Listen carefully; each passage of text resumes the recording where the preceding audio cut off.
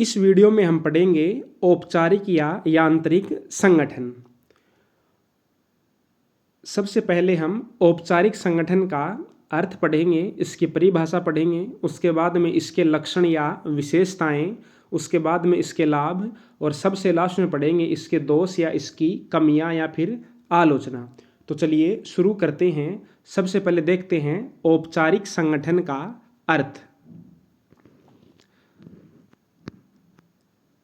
औपचारिक संगठन वह संगठन है जिसमें प्रत्येक स्तर पर स्थिति, अधिकार एवं उत्तरदायित्व को स्पष्ट रूप से परिभाषित कर दिया जाता है। तो औपचारिक संगठन क्या है कि ऐसा संगठन है जिसमें प्रत्येक स्तर पर, प्रत्येक लेवल पर जो अधिकारी हैं या जो कर्मचारी हैं उनकी क्या पोजीशन होगी, उनके क्या अधिकार होंगे और उनकी कौन कौन सी ड्यूटीज होंगी, उनको स्पष्ट रूप से परिभाषित कर दिया जाता है, स्पष्ट रूप से लिख दिया जाता है। इस प्रकार के संगठनों में अधिकार उच्च स्तर से नीचे के स्तर की ओर प्रत्यायोजित होते हैं और पूरी संगठन संरचना संस्था के उद्देश्यों को प्राप्त करने का प्रयत्न करती है। तो जो औपचारिक संगठन है उसमें अधिकार ऊपर से नीचे की ओर प्रत्यायोजित होते हैं, यानी कि सबसे ऊपर उच्च अधिकारी होता है, फिर उसके नीचे दूसरा अधिकारी होता है, उसके नीचे उससे छोटा अधिकारी होता है। एल उर्विक ने अपनी पुस्तक एलिमेंट्स ऑफ एडमिनिस्ट्रेशन में लिखा है, संगठन से तात्पर्य है औपचारिक ढांचा जिसकी रचना स्पष्ट सिद्धांतों, नियमों तथा उपनियमों के आधार पर विशेषज्ञों द्वारा की जाती है। तो उर्विक के अनुसार संगठन क्या है कि संगठन एक औपचारिक ढांचा है जिसमें स्पष्ट सिद्धांत होते हैं, स्पष्ट नियम होते हैं और ये रचना या जो ये सिद्धांत, ये नियम विशेषज्ञों द्वारा बनाए जाते हैं।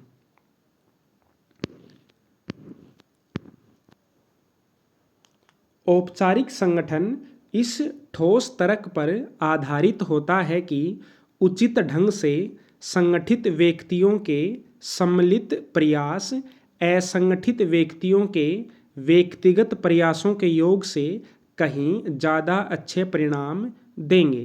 तो औपचारिक संगठन यह मानता है कि जब व्यक्ति एक साथ संगठित होते हैं तो वे अच्छा काम करते हैं, जबकि असंगठित व्यक्ति इतना ज़्यादा अच्छा काम नहीं करते हैं, इतना ज़्यादा अच्छा परिणाम नहीं देते हैं।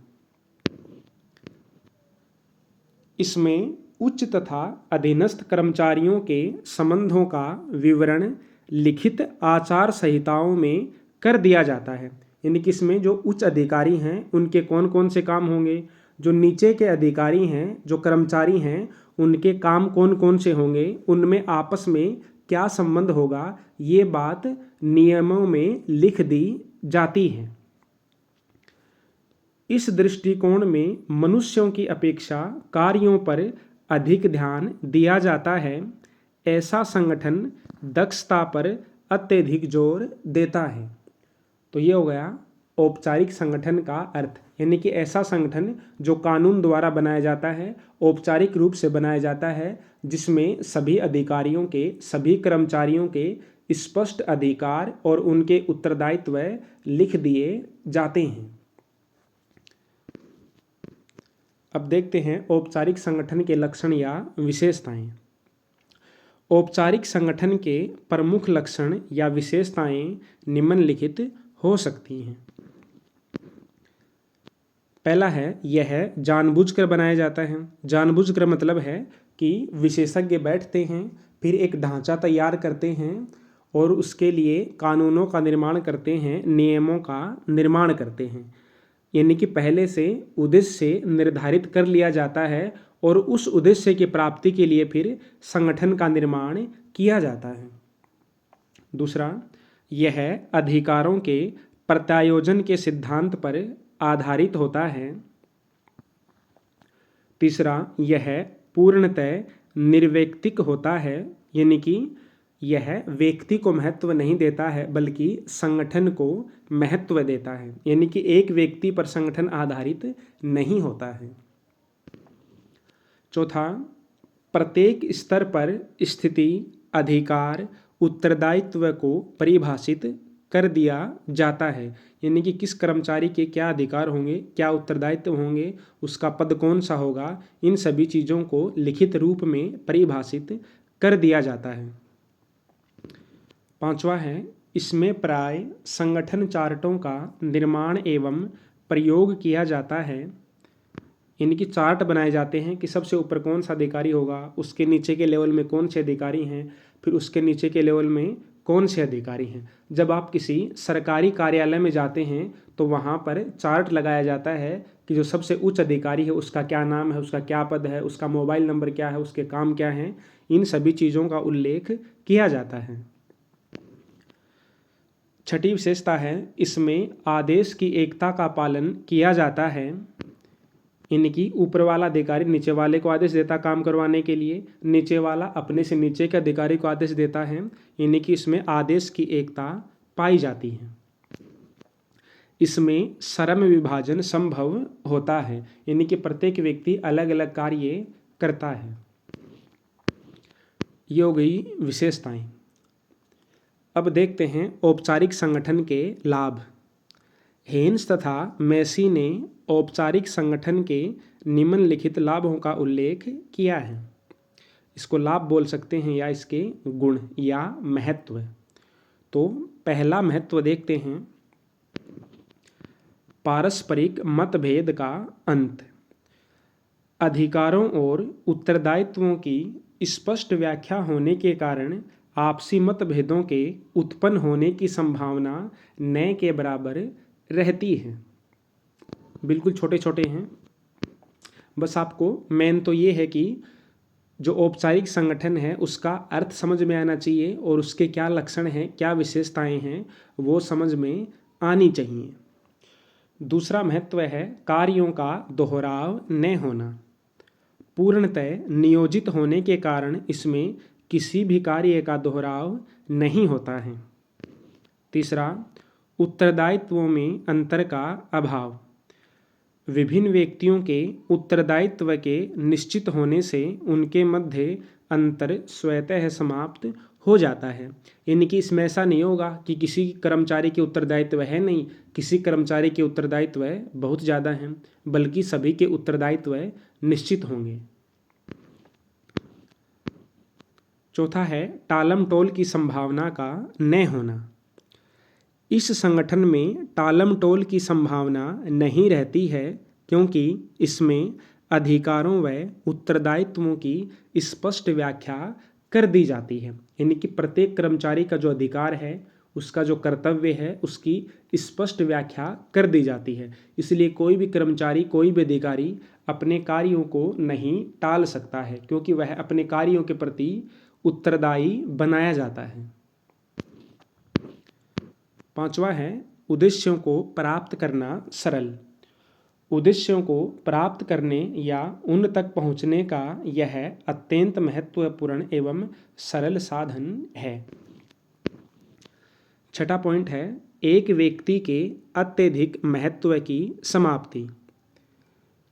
इसमें किसी एक ही व्यक्ति का कोई महत्व नहीं होता है, उनका अत्यधिक महत्व स्वतः ही समाप्त हो जाता है। सातवां है पक्षपात का न होना। इस संगठन में अवसरवादी और पक्षपात के अवसर समाप्त हो जाते हैं क्योंकि सभी को निश्चित नियमों के अनुसार कार्य करना पड़ता है, कोई भी एक दूसरे का पक्ष नहीं ले सकता। आठवां है सुरक्षा की भावना को बल। कार्यों के स्पष्ट होने के कारण कर्मचारियों की सुरक्षा की भावना को बल मिलता है। अब देखते हैं औपचारिक संगठन के नुकसान, हानि या दोष या इसकी आलोचना। आलोचकों का कहना है कि इसमें मानवीय तत्व की उपेक्षा की गई है। किसी भी संगठन की वास्तविक प्रकृति उसके यांत्रिक ढांचे के अध्ययन मात्र से ही नहीं समझी जा सकती।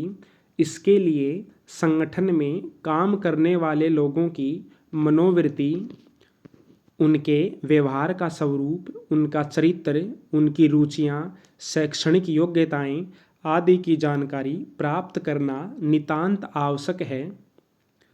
औपचारिक संगठन के प्रमुख दोष निम्नलिखित हैं। कौन कौन से दोष हैं देखते हैं। पहला है पहल शक्ति की समाप्ति। औपचारिक संगठन का सबसे बड़ा दोष यह है कि यह उपक्रम में पहल शक्ति को समाप्त कर देता है।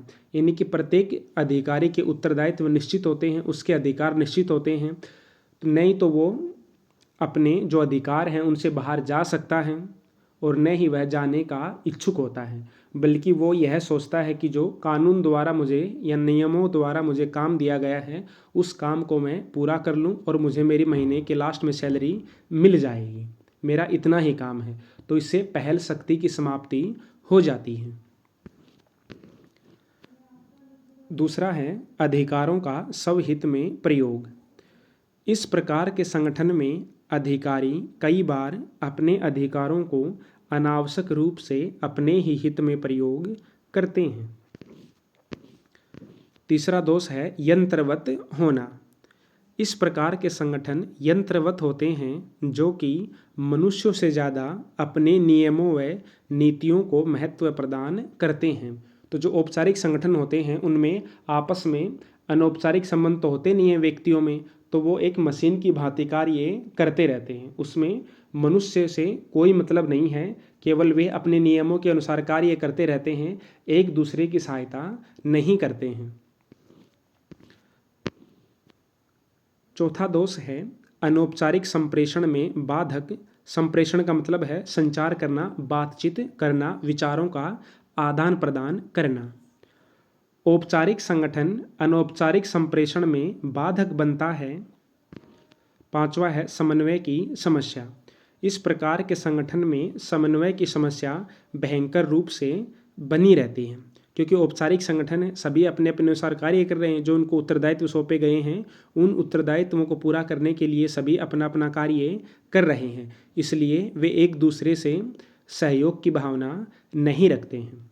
तो ये हो गया हमारा औपचारिक संगठन या यांत्रिक संगठन। इसको हम इंजीनियरिंग संगठन या संरचनात्मक प्रकार्यात्मक संगठन भी कहते हैं, क्योंकि इसमें केवल संरचना और इसके प्रकारों पर, इसके फंक्शंस पर बल दिया जाता है। तो ये हो गया हमारा आज का टॉपिक औपचारिक संगठन।